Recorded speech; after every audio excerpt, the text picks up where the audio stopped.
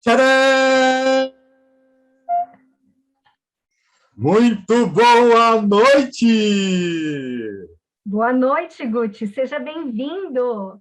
Muito obrigado, mas estou vendo que vocês ainda não sentiram qual é o impacto de estar na presença de Guti, o extraordinário. Então, faremos o seguinte: esqueçamos que eu entrei, eu vou entrar de novo, e aí sim, vocês podem aplaudir, vocês podem pirar, vocês podem tirar a roupa e podem gritar: Guti, lindo, lindo, lindo. Combinado? Veremos.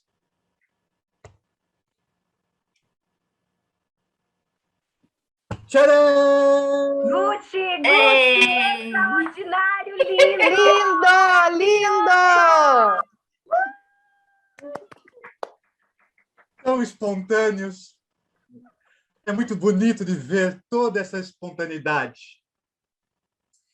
Eu sei que é uma grande honra, uma grande alegria para todos vocês me terem aqui presente no dia de hoje.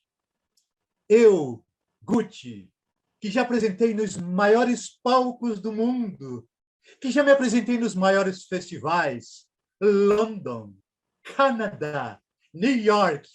Hoje estou aqui neste festival. Bem, sabemos que nada é perfeito, mas temos a alegria de estar aqui na presença dessas pessoas também extraordinárias. Alex, meu querido, Evari, minha querida, já que hoje estou aqui na condição de mediador, faremos essa mediação, mas, para isso, vou chamar a minha auxiliar. Uma salva de palmas para Gisele. Venha, Gisele.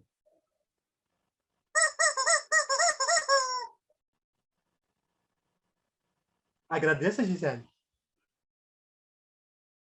Ela vai ficar aqui para me orientar sobre a temática e sobre os tempos.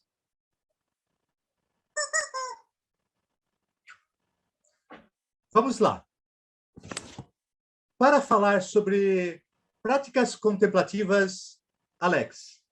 Para falar sobre criatividade, Evari. Então, poderia ficar uma pergunta assim no ar para essas criaturas que estão hoje aqui, nos brindando também com sua presença. Qual seria a importância dessas competências para hoje e para, quem sabe, no futuro? Podemos começar por aqui? Quem gostaria? Evari ou Alex? Posso começar? Então, né, gente, a criatividade, tão batido a gente falar da criatividade, né, que todo mundo tem que ser criativo e tal. Por muito tempo a criatividade ficou muito ligada à área das artes, da comunicação, né? As pessoas, em algumas áreas, elas não acreditavam que precisavam desenvolver a criatividade. Só que com tudo isso que a gente tem vivido, né, todas as mudanças no mercado de trabalho, a complexidade dos cenários, os problemas cada vez mais complexos, né, a criatividade passou a ser uma exigência de todo profissional hoje, né, e do profissional do futuro, porque a criatividade é uma habilidade do nosso cérebro, então ela é genuinamente humana, né? E quando a gente fala dessa questão da criatividade, né, qual é a importância dela, a gente tem um destaque muito grande dessa coisa do mercado de trabalho, mas eu gosto de falar, gente, que a criatividade ela é para a vida, né? Eu valorizo, assim, das minhas habilidades, para mim, a mais importante é a criatividade, mais do que a inteligência emocional, porque com a criatividade, eu consigo achar solução para todos os meus problemas antes de ter um ataque emocional, entende? Então, eu gosto muito de cultivar essa habilidade de olhar para as questões e dizer quais são as minhas opções, o que eu posso fazer aqui. Isso me dá muita tranquilidade. Então, a criatividade ela tem uma importância ímpar na nossa vida para tudo, não é só no trabalho, mas sim, no trabalho ela vai ser uma questão exigida, né? Vai ser uma questão padrão para todos os profissionais. Muito importante, eu acho que a gente tem que trabalhar nossa criatividade diariamente, né? E pensar muito naquilo que ela pode acrescentar para a gente nos nossos planos, nos nossos projetos. Evari, Oi. será que você poderia comentar assim para nós como estimular, talvez, a criatividade no nosso dia a dia? Talvez por conta de algumas técnicas, algumas formas de pensamento. O que você acha? Então, eu gosto de falar, né? As pessoas, às vezes, elas acreditam que a criatividade ela é um dom, né? E eu gosto muito de falar que a criatividade é um processo. Se a gente domina o processo, gente, a gente consegue ter ideia para qualquer coisa na nossa vida, né? E esse processo, ele começa com um acúmulo de repertório. Então, assim, quando as pessoas me perguntam como fazer para ser mais criativo, eu digo, tenha o hábito de acumular repertório. E aí, quando a gente fala da competência contemplativa, né, a competência contemplativa, ela é ideal para que a gente dê para o nosso cérebro esse tempo de incubação para fazer as associações entre o nosso repertório e as referências que a gente buscou. Mas no nosso dia a dia, a gente pode acumular repertório a todo momento, né? É só a gente estar com os nossos canais perceptivos em alerta, em presença, né? Para que a gente possa aprender com todas as nossas experiências. E isso é que vai fazendo com que a gente acumule um repertório que ali na frente vai servir para a gente associar e criar ou descobrir ou inventar coisas novas para esse mundo. Então, todos os dias, né? Se a gente estiver atento, se a gente estiver presente, a gente está acumulando repertório. Eu acho que essa é a melhor forma de trabalhar a criatividade. Então vou aproveitar que você deixou a bola quicando e já vou passá-la para o Alex, porque daí faremos uma ponte com relação à criatividade e às práticas contemplativas. Pode ser, Alex? Claro, Guti, obrigado.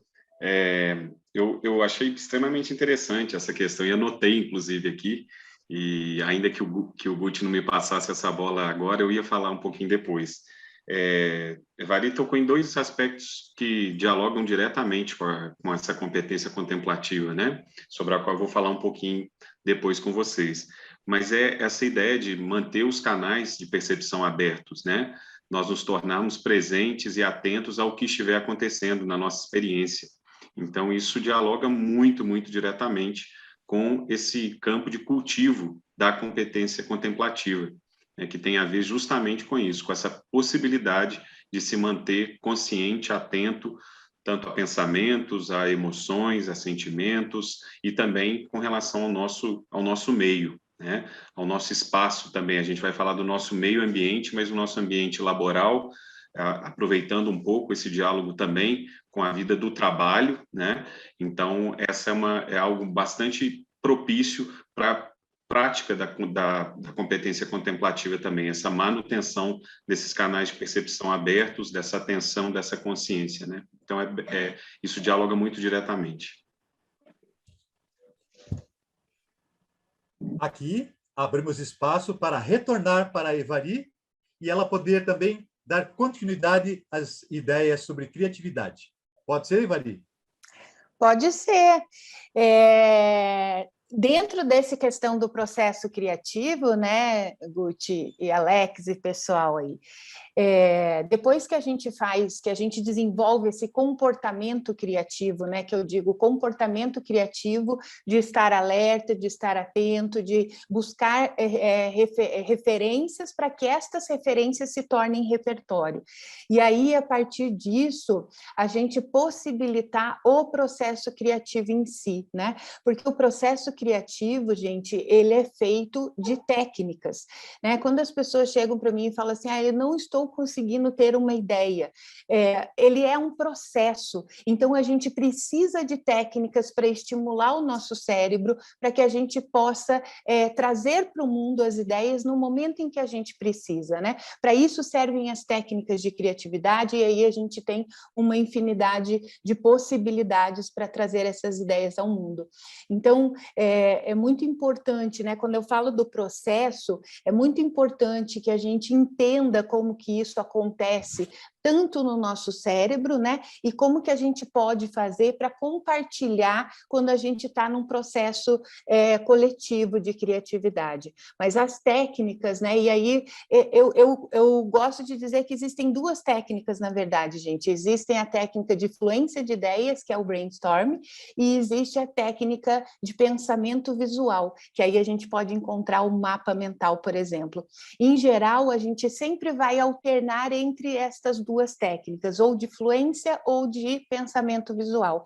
E o que muda entre elas na fluência, a gente vai mudar o disparador. Então, qual é a pergunta que eu ponho no início do processo para as ideias fluírem? E no de pensamento visual, o que eu vou mudar é a forma, né? Então, que modelo visual eu vou usar para me ajudar a fazer seleção e também para fazer geração de novas ideias.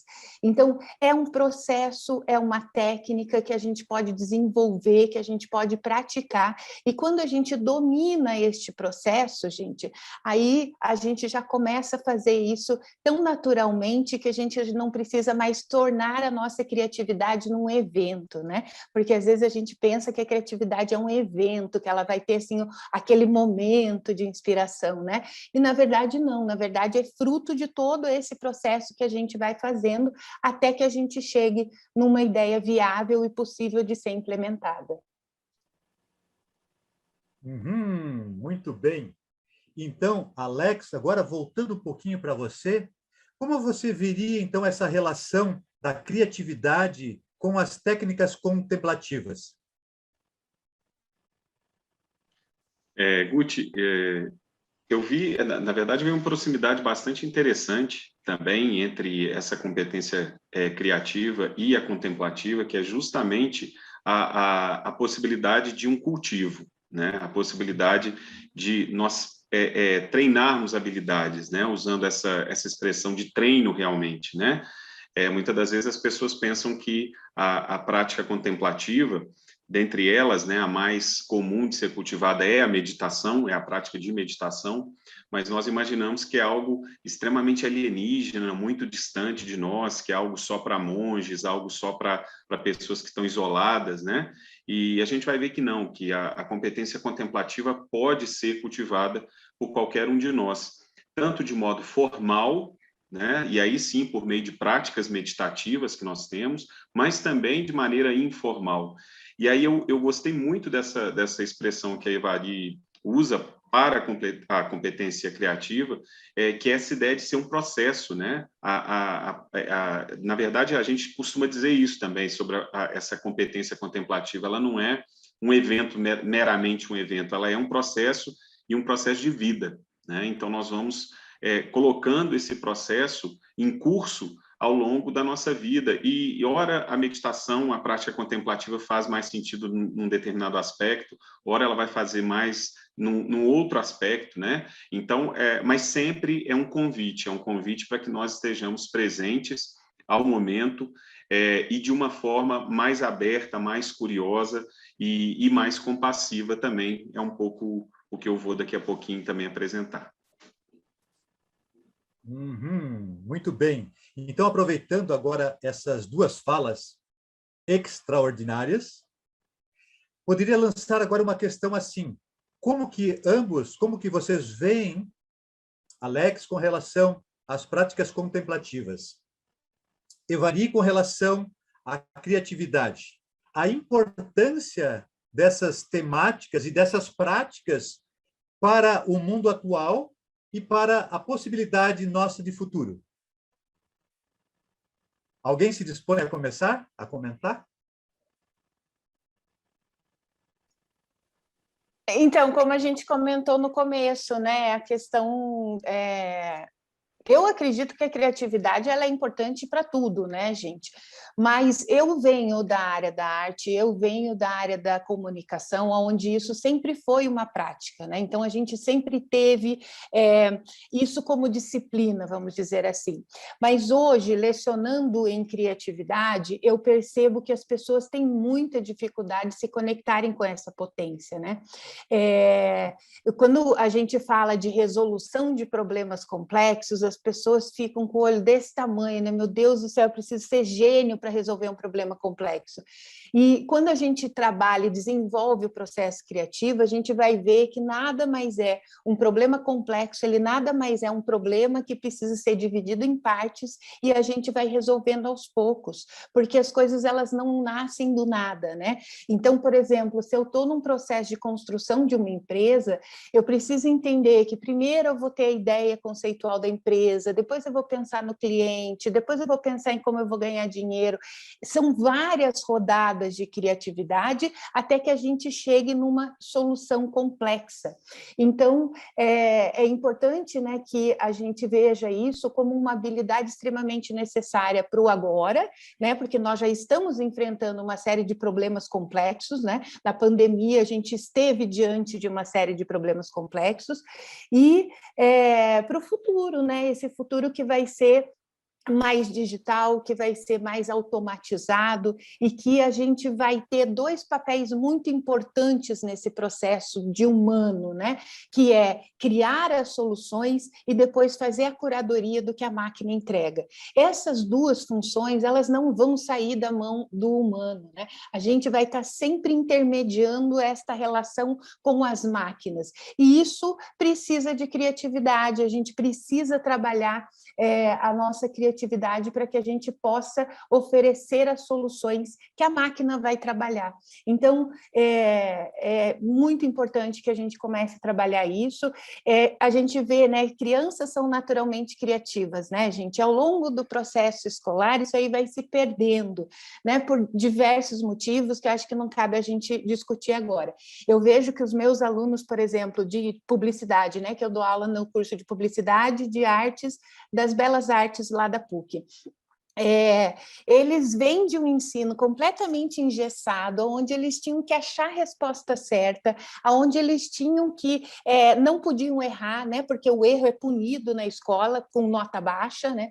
E aí, quando eles chegam na faculdade de publicidade, eu digo para eles assim: agora vocês precisam sair desse, né? A gente fala sair da caixa, mas eu não gosto muito dessa expressão, mas vocês precisam sair desta redoma que vocês estão. E aí eles têm muita dificuldade, gente. Então, assim, a nossa criatividade ela é inerente do nosso cérebro. Se a gente não desenvolver ao longo da vida, ela vai atrofiando, né? Ela vai ficando esquecidinha ali. E aí tem momentos, agora, com todos os profissionais tendo que resgatar essa potência, eu vejo essa grande dificuldade, né? De se conectar com a própria criatividade. Mas por quê? Porque ainda é um assunto com uma aura muito subjetiva, sabe? De falar assim, sai da caixa, você tem que ser criativo, você tem que ser inovador, você tem... Gente, isso não dá caminho, né? Então, por isso que eu gosto de sistematizar, gente. Você quer ser criativo, então acumula repertório, busca referência, domine as técnicas, saiba avaliar e implementa, né? Porque a ideia, ela só termina, gente, quando ela vai para o mundo. Ideia no papel não tem valor nenhum. Então, a gente só termina o processo criativo quando a gente implementa a ideia e coloca ela para servir ao mundo. Aí a gente terminou não, a gente vai começar tudo de novo o processo criativo, né? Porque daí a gente testa, tem feedback e vai melhorando. Então, Por isso eu gosto de pensar na criatividade como processo, como técnica, como método, para que as pessoas possam dominar, né? Porque não é nada de outro mundo, mas a gente foi se desconectando desta potência e nós vamos precisar dela, nós já precisamos dela. Muito bem.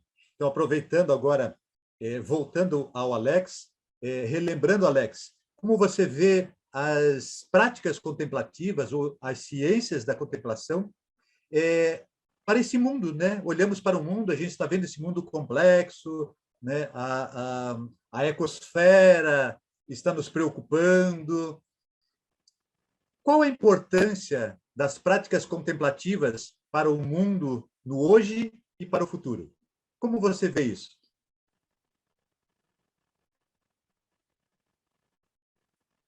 Alex?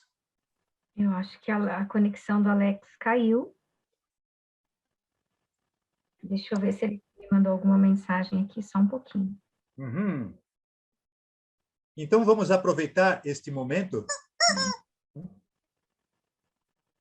Caiu a conexão do Alex. Gisele também me deu um toque aqui. Mari, você que está vendo os nossos horários, como é que estamos? Nós temos 5 minutos, 5 a 7 minutos. Então, está bem. Vamos aguardar um momentinho.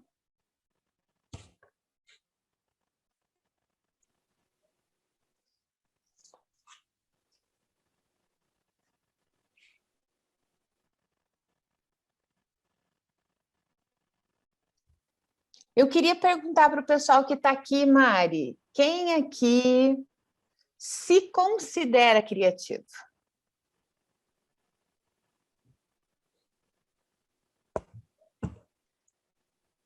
Todo mundo? Pode. Gente, agora tem que apresentar a nova pessoa que entrou na nossa sala. Guti pediu desculpas, ele foi chamado de uma forma urgente para uma nova apresentação fora do país, e aí ele pediu para que eu, né, pedisse desculpas e comentasse algumas coisas com relação a essa temática de hoje. Posso me apresentar, Mari? Você se apresenta, então?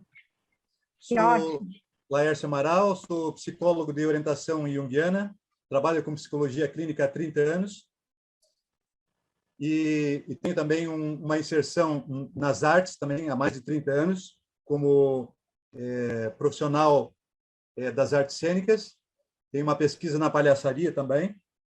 Essa minha pesquisa na palhaçaria ela está englobada dentro de uma tradição da busca do palhaço primordial, né, que a gente algumas técnicas e tradições vão chamar de palhaço xamânico. Aqui no Brasil nós temos o Rochuá, na América do Norte nós temos o Heyoka. Aqui também temos uma conexão grande com as pesquisas do Jung, do próprio Jung, né? Carl Gustav Jung, esse médico psiquiatra que foi colaborador de Freud, quando ele entra em contato com as tribos primitivas, porque dentro do pensamento eurocêntrico ainda existia essa ideia de que os povos originários eles eram primitivos e que o psiquismo dessas pessoas também era primitivo. Então, hoje nós temos a felicidade, né, de termos chegado nas práticas contemplativas e nas ciências contemplativas, e a gente vê muito, tanto os cientistas quanto os estudiosos da área, entrando de novo agora em contato com esse olhar para os povos originários, porque ali mesmo existe uma filosofia profunda. Essa filosofia está baseada naquilo que nas artes, principalmente na arte do palhaço, nós chamamos de presença, que é estar aberto, 100% aberto ao jogo. E, por outro lado, as próprias pulsões criativas, elas só são possíveis quando nós praticamos esse estado de presença. Então, na prática clínica, a gente agora está também fazendo essa interface, não é? Entre a percepção de que a mente ela vem desse espaço livre, né? Então, chegando agora às práticas contemplativas, né? O mindfulness, o kindfulness, mas a base dessas práticas ela está já instituída dentro de filosofias muito antigas, estruturadas, né? Muitas delas, inclusive, oralmente, né? As pessoas decoravam 72 mil versos decorados para poder se comunicar, né? Hoje, se a gente vai decorar uma fala, né? No teatro a gente chama de bifão. Uma fala de 2 páginas, você tem que ficar muito tempo ali decorando. Porque os estímulos, né, da civilização também fizeram com que nós perdêssemos determinadas potências inatas desta mente original. Sinto que sou facilitador de meditação há um bom tempo também nos centros de estudos budistas, Bodhisattva. Sou aluno do Lama Padmasambhava e sou aluno do Lama Jimmy Lawan também. E eu percebo hoje a gente também vivendo esse momento extraordinário. Até a escolha desse título, desse codinome para o Gucci, né? A manifestação do meu palhaço, Gucci, o extraordinário, ela vem de encontro a essas percepções de que a mente aberta, a mente livre, ela tem essa potência de poder viver o extraordinário. Então, é como se nós tivéssemos uma mente que foi treinada para ser operativa, e daí a gente se confundiu com essa mente. E daí a gente não percebe que nós temos uma outra mente que dá nascimento a essa mente que nós chamamos de mente operativa. É o que o Jung chama de ressonância do self. Então, é através da ressonância do self que nós vamos recuperando essa mente cada vez mais aberta, cada vez mais criativa e cada vez mais naturalmente contemplativa. O Alex já voltou? O Alex voltou. A gente podia passar a palavra para ele, né, Laércio Gucci? Eu tive que utilizar de toda a minha competência criativa aqui para conseguir voltar a tempo e com uma conexão razoável. Eu estou no 4G aqui, vocês me perdoem, eu voltei com o celular, porque eu estou receoso de voltar para o computador e a gente perder a conexão novamente, tá? Então, vocês me desculpem. Eu tô muito feliz de poder escutar tanto o Évari quanto o Gucci, né, o querido Laércio, porque esse diálogo eu acho que é um diálogo muito fecundo, né? A gente falar em prática contemplativa, o Laércio falou de uma maneira muito apropriada, a gente está se remontando a várias tradições, a várias filosofias. A prática contemplativa hoje, sobretudo aquela com a qual eu venho trabalhando um pouco, dentro dessa seara mais acadêmica, ela dialoga com o mindfulness, né? O mindfulness ele é uma prática que sim tem uma origem no budismo.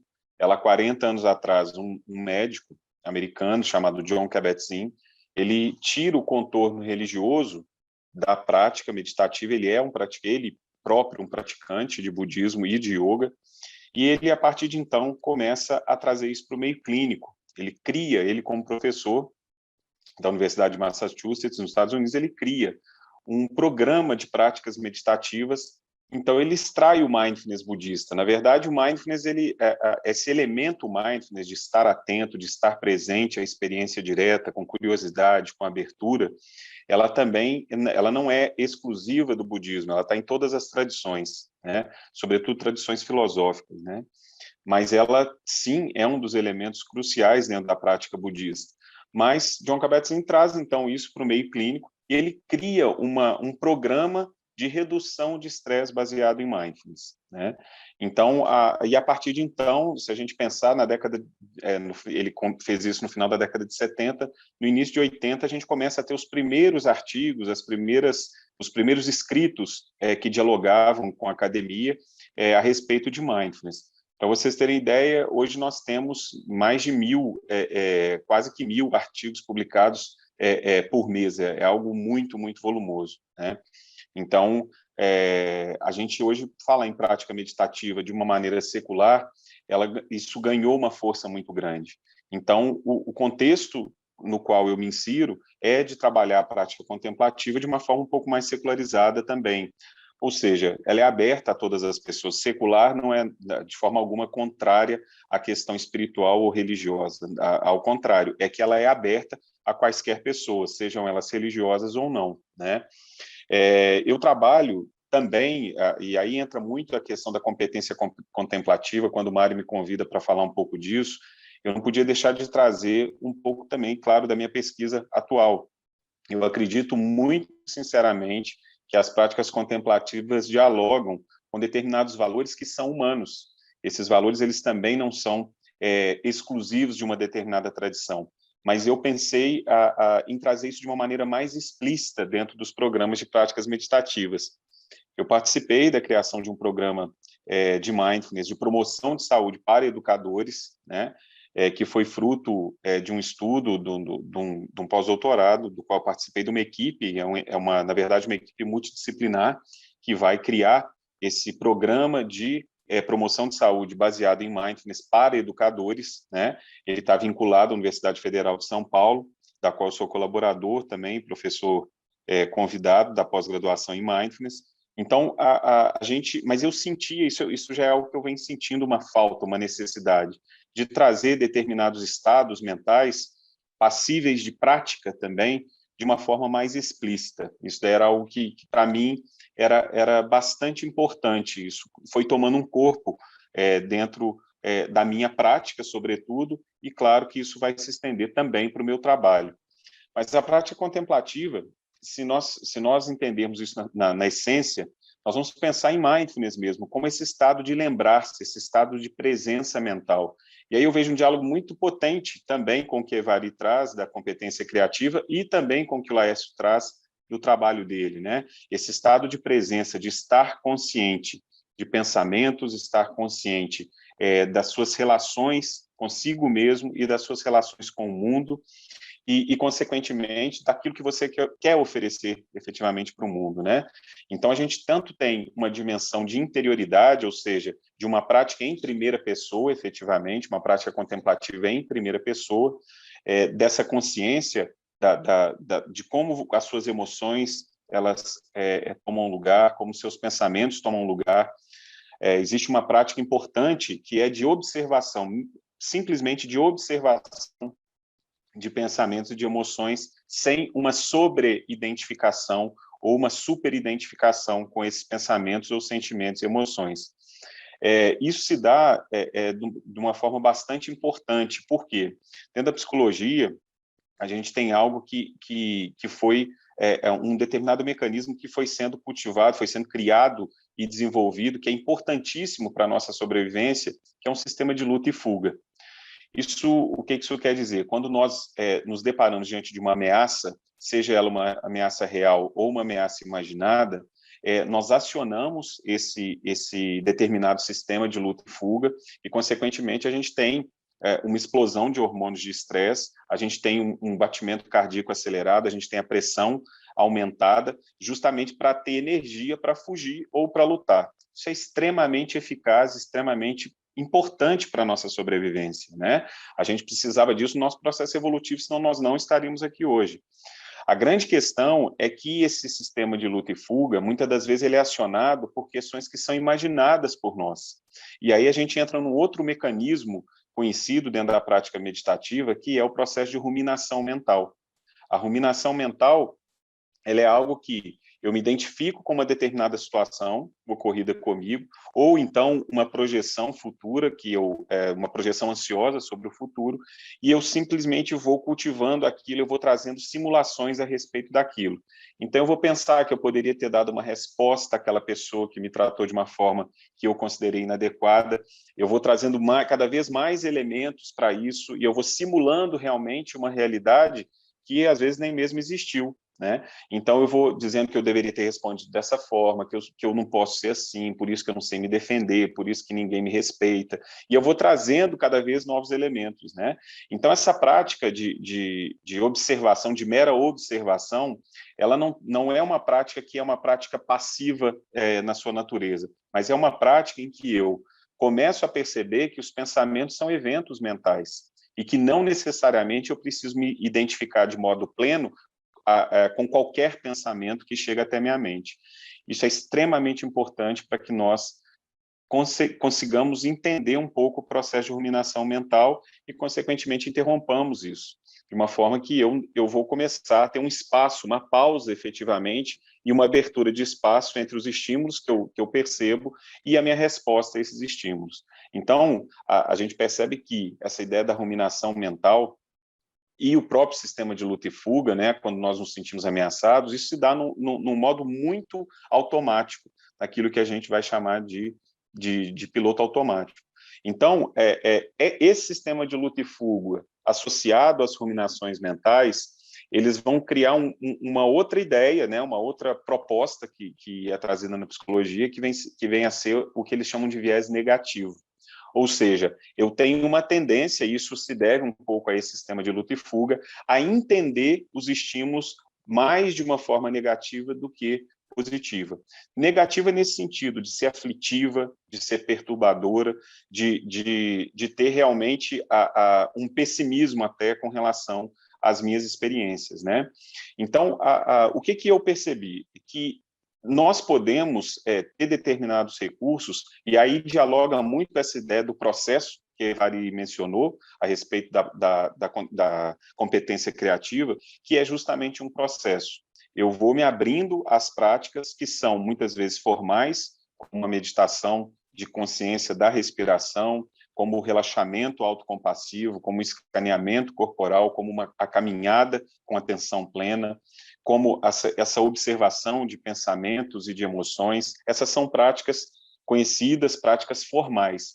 Porém, nós temos também práticas que são informais, que eu posso, em qualquer momento do meu dia, parar e efetivamente prestar atenção, estar consciente, plenamente presente ao que eu estou realizando. Isso também é uma prática contemplativa. Isso também desenvolve esse aspecto que em inglês eles vão falar esse aspecto mindful, porque na verdade a gente não tem uma palavra de tradução específica para mindfulness, né? Muitas das vezes atenção plena, muitas das vezes não é uma boa tradução. Mas por isso que eu gosto de trazer alguns aspectos para que nós entendamos, né? Esse estar presente, essa presença mental, esse lembrar-se de e principalmente estar consciente. Muitas vezes me perguntam, se você fosse com uma expressão, você tivesse que resumir o que é a meditação ou a prática contemplativa, eu diria estar consciente. Se você está consciente da pessoa com a qual você está conversando, se você está consciente da sua dimensão de interioridade, do que ocorre em termos dos seus pensamentos, dos seus sentimentos, você pode ter um espaço para melhores escolhas, né? Escolhas mais éticas, escolhas mais compassivas. E num segundo momento, o que eu havia preparado também para falar com vocês e que dialoga um pouco justamente com o meu trabalho, é essa possibilidade de nós trabalharmos estados mentais, né? Os estados mentais, eles vão ocorrer, são, como o próprio nome, são só estados, mas se eu procuro cultivá-los de uma maneira mais sistemática, eu consigo transformá-los em traços neurais. E aí, consequentemente, a gente dialoga um pouco com aquela ideia de neuroplasticidade, que é a capacidade do cérebro que ele tem de aprender mediante experiência, né?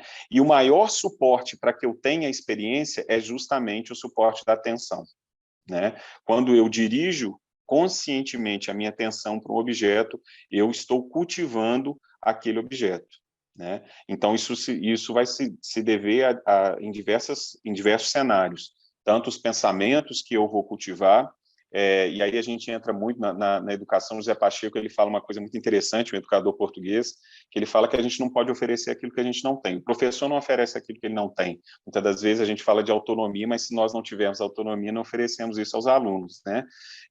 E aí a gente pode trazer isso também num diálogo muito grande para a prática contemplativa.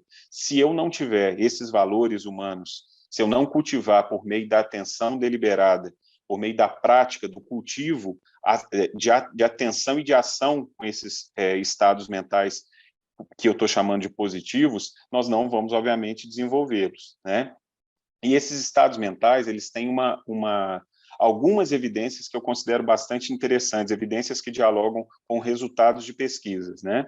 Esses estados mentais ditos positivos, e aí eu tento trazer dentro da pesquisa o que eu estou chamando de positivo. Positivo, primeiramente, dialoga com a ideia de saúde, com a ideia de promoção de saúde, sobretudo. A gente não precisa esperar que traços de ansiedade, que a depressão, que traços de estresse excessivo, de um estresse crônico, se instalem para a gente começar a praticar. Então, a ideia da prevenção ela é muito grata, ela é muito importante para mim. O meu trabalho, eu trabalhei na minha tese justamente para a ideia de sustentabilidade. E um dos principais princípios, dos mais evidentes princípios, que são direcionados para o desenvolvimento sustentável, é justamente o da prevenção, né? E essa prevenção dialoga muito com a ideia laboral também, né? Nós precisamos trazer, talvez, elementos, e aí a prática contemplativa é muito potente para isso, trazer elementos para que eu consiga perceber quando eu estou exigindo demais de mim, né? Quando eu não estou conseguindo atender a expectativas, às vezes, que são extremamente exageradas, né? Então, a gente, muitas das vezes, mindfulness é utilizado de uma forma que é inadequada, muitas das vezes para que isso possa produzir, para que os empregados, por exemplo, de uma empresa, façam um programa de mindfulness para que eles possam produzir mais. Isso é absolutamente uma subversão da ideia da prática contemplativa.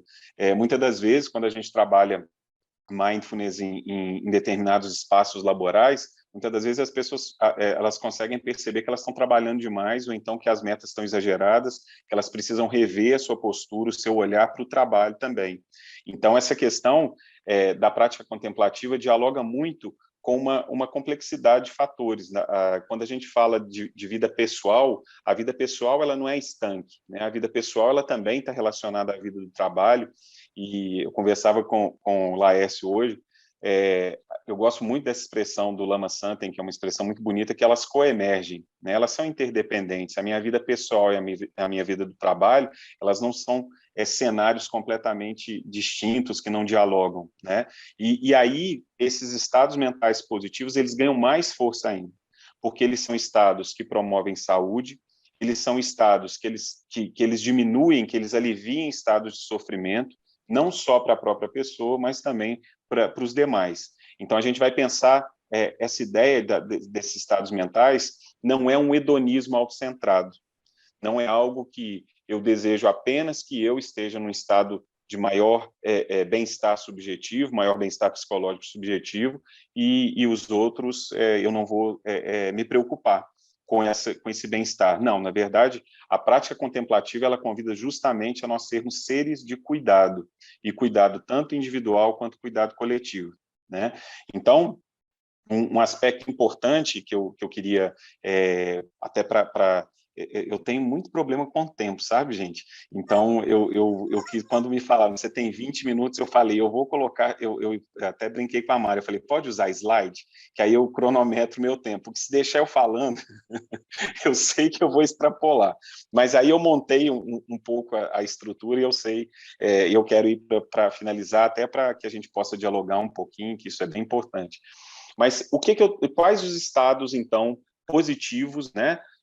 Positivos porque são promotores de saúde, que aliviam o sofrimento, não só para mim, mas como para a coletividade, e não só agora, mas também para o futuro. Então, esse é um pouco do conceito que eu trago como elementos de estados mentais positivos, dialogando também com a psicologia positiva, com aspectos da psicologia positiva, né? Então, o primeiro deles é calma e relaxamento. Muitas das vezes os programas de mindfulness, eles aboliram a ideia do relaxamento e às vezes me perguntam, por que, Alex? Eu falo, eu não tenho a menor ideia. porque o relaxamento é talvez a primeira prática que dentro das tradições nós aprendemos, né? Então, a gente resgata um pouco isso nesse programa de promoção de saúde para educadores. Eu trago essa prática no livro que foi publicado, né? Um livro que chama Mindfulness para Profissionais de Educação, da editora Senac, né? E aí a gente traz também essa ideia do relaxamento. No Kindfulness, o Lama Lawan já traz também essa... Eu sou um professor voluntário também do Instituto de Ciência Contemplativa, e no Kindfulness o Lama já trazia também a importância desse relaxamento, até porque ele dialoga, obviamente, com o budismo, que é um professor de meditação budista também, apesar de o Kindfulness ser também um programa mais secular, um programa que abarca, né, a possibilidade de dialogar com diversas pessoas de quaisquer tradições, ou até sem tradições religiosas. Mas então, a calma e o relaxamento, eles têm se mostrado extremamente salutares também, né? Em vários e vários sentidos, né? A ideia também do melhor sistema cardiorrespiratório, a ideia eu gosto muito de uma expressão do Rick Hanson, que é um neuropsicólogo, ele vai dizer que o relaxamento drena a ansiedade, né? E obviamente, ele também diminui o estresse. Quanto mais eu aprendo conscientemente a trazer o aspecto de relaxamento, mais eu consigo tentar um pouco regular essa ideia do estresse e trazer, em vez do sistema de luta e fuga, trazer esse sistema de proteção também, esse sistema de calma que a gente pode também cultivar, né? A ideia da gratidão também, talvez um dos grandes valores, um dos grandes estados que são suscitados dentro da psicologia positiva, que eu acho que é muito, muito fundamental. Existem vários estudos muito bem sedimentados a respeito da gratidão, dos benefícios para a saúde da gratidão, né?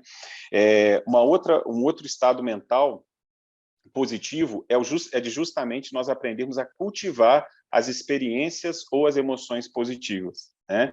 Isso dialoga com uma prática da psicologia positiva, que é o savoring, né, que é o saborear, mas também com uma prática cujo nome é incorporar o que é bom, que é dada pelo Rick Hanson, que é esse neuropsicólogo a que eu fiz referência ainda há pouco, e que é um profissional que trabalha com isso há 40 anos, essa incorporação, que ele vai chamar do que é bom, né? Então, nós aprendermos a cultivar um pouco aquilo que muitas das vezes é chamado de felicidade, né, de bem-estar. Eu gosto muito de uma fala do Thich Nhat Hanh, que é um grande professor de práticas contemplativas. Aqui no Ocidente, ele viveu em Plum Village, no norte da França, durante muitos anos. Agora ele voltou para o Vietnã, mas ele ensinou mindfulness para várias pessoas de todas as tradições, né? Eu conheci um padre maravilhoso, um grande amigo, que se tornou depois um grande amigo, que fez retiros em Plum Village e também dialogava muito com Thich Nhat Hanh, né? Thich Nhat Hanh dizia o seguinte, que ele se perguntava quando era noviço por que o Buda continuava meditando, já que ele tinha alcançado a iluminação. E aí depois ele disse que ele mesmo teve um insight e ele conseguiu essa resposta, porque até a felicidade é impermanente. Então a felicidade ela precisa ser cultivada. Ele dizia que nós precisamos aprender a cultivar as sementes da felicidade, né? E eu acho que isso tem um diálogo muito próximo com essa ideia da própria psicologia positiva, cujo objeto é o construto do bem-estar, né? Então, o bem-estar, ou essa ideia de florescimento humano, é uma construção, né? É algo que nós podemos também contribuir justamente com a nossa prática, com o nosso olhar, com a nossa atenção, né? Um outro aspecto importantíssimo dentro da prática contemplativa é o desenvolvimento do senso de conexão, né? Existe um estudo, tem vários nomes esse estudo, né? Mas um deles é o estudo longitudinal de Boston, né? Que é um estudo, é o maior estudo, mais longínquo estudo realizado por Harvard sobre felicidade. E felicidade é um termo bastante marketing, né? Eu acho interessante, mas se a gente pensar em bem-estar, em construção de bem-estar subjetivo, é o maior estudo de todos os tempos, né? Ele começou em 1938, para a gente ter uma ideia. Um dos diretores que ficou 40 anos sob a frente desse estudo, perguntaram para ele, então, o que vai trazer felicidade para o ser humano? Ele fala, o amor e nada mais. Ou seja, são os relacionamentos humanos positivos, aí eles vão chamar de relacionamentos humanos positivos, que vão proporcionar o maior estado de bem-estar e a maior qualidade de vida possível para o ser humano, né? E isso daí dialoga muito com as práticas contemplativas, quando a gente pensa, por exemplo, na ideia de humanidade compartilhada. né? De que nós não estamos sozinhos e que nós intersomos, é uma outra expressão que na verdade é um substantivo criado pelo Thich Nhat Hanh, do interser, né? E que lindamente existe também na ecoversidade interser, né? Então, nós intersomos, a gente pode transformar isso num verbo também, né? Então, não é algo que a gente possa pensar que nós estamos isolados, e muitas das vezes, quando a gente trabalha, por exemplo, só a ideia de autoestima, a gente vai trazer justamente esse isolamento, essa competição, uma tentativa de garantir uma autoimagem, né, do próprio ego, né, uma imagem, muitas vezes, que a gente precisa sustentar o tempo inteiro. E aí vem o outro elemento, o outro estado mental positivo, que é a autocompaixão. A autocompaixão, um pouco diferentemente da autoestima, ela vai trazer justamente uma bondade para a própria pessoa, né? De reconhecer que nós temos falhas, que nós temos limites, que muitas das vezes nós temos infortúnios, né? Mas que isso nos conecta muito mais com as outras pessoas em vez de nos separar. Então, em vez da competitividade, que muitas vezes a autoestima pode suscitar, nós vamos cultivar a cooperação, né? Então, esse é outro elemento importantíssimo dentro dos estados mentais positivos. E também a ideia, né, que eu acho que decorre logicamente disso, que é o altruísmo. A gente tem muitos pesquisadores, existem várias pesquisas que falam da importância da compaixão, né? Se por um lado a autocompaixão ela é direcionada para a própria pessoa, a compaixão ela é voltada para a observação interessada do sofrimento das pessoas e um desejo e uma ação efetivas, né? Para que a gente possa diminuir esse sofrimento. Então, as práticas contemplativas com as quais eu trabalho, elas têm como sustento a prática de mindfulness, que é essa atenção, que é essa consciência, que é estar presente, né? Sustentando todos esses elementos, todos esses estados mentais considerados positivos que eu elenquei para vocês. Então, é um pouco isso que eu queria trazer como a competência contemplativa e que vai estar um pouco mais delineada, mais trabalhada no livro, que eu acho que vai ficar maravilhoso, né? Com o diálogo com essas outras competências. Então, eu quero agradecer muito, né, a fala sua, Alex, a fala da Evari, a intervenção do Guti, extraordinário, nosso querido Laércio também, muito obrigada pela participação de vocês, né, pela parceria. A vontade é de continuar né, a conversa. Mas a Evari, eu sei que a Evari tem aula agora, né? A Evari tem uma turma esperando ela, e a Flávia e a Amanda também vão entrar na sequência. Então, Evari, se você quiser, né, ir assumir as suas crianças grandes, fique à vontade. Eu queria agradecer, Mari, pelo convite, né? Estou muito feliz de estar aqui. Amei ouvir o Alex, achei demais. E assim, tudo isso que o Alex falou, né, dessa sustentação de um estado mental, também vai ser lá muito importante para a criatividade, porque os nossos bloqueios criativos nada mais são do que estas crenças, do que essas sustentações de eu não sou capaz, eu não consigo, eu não tenho ideia, enfim. Então, tem tudo a ver aí, a gente tinha que fazer um fim de semana inteiro, Alex, de criatividade e contemplação. Gente, eu agradeço muito estar aqui e fico à disposição de todos, né? A Mari tem aí meus contatos, depois se quiser passar para o pessoal. E vamos estar junto na jornada, né? Estou super ansiosa. Beijo, pessoal. Obrigada. Obrigada, Evari. Laércio e o Alex querem dar um tchauzinho? Eu gostaria também, na verdade, eu queria muito continuar com vocês, mas eu não tenho aula, mas eu tenho orientação de alunos também, que geralmente eu faço na quinta mais cedo, mas hoje eu pedi que a gente deixasse um pouquinho para mais tarde, para participar desse evento lindo. Mais uma vez, adorei também escutar a Evari, peço desculpas na minha conexão de ter caído, mas consegui escutar também um pouquinho o Laércio, fiquei muito feliz. E, Mari, muito obrigado de coração, mais uma vez, pelo convite. Para mim é um prazer, uma honra muito grande, sempre te falo isso, estar contigo em quaisquer ações. E também com a Ecoversidade Interser, tá, gente? Um beijo grande para todo mundo e, mais uma vez, muito obrigado. Obrigada, Alex. Sempre um prazer estar com você também, te escutar. Também só um agradecimento, né, do fundo do meu coração, né? O Guti não pôde estar até o final, mas com certeza ele também ficou bem feliz. E um prazer imenso em conhecer a Ivari, né? Muito grato pelo convite, Mari, né? Uma honra estar junto com o meu professor Alex. Gratidão, Alex, também pela partilha. Então, e que esse evento realmente frutifique, porque é extraordinário. Muito obrigado. Beijo a todos.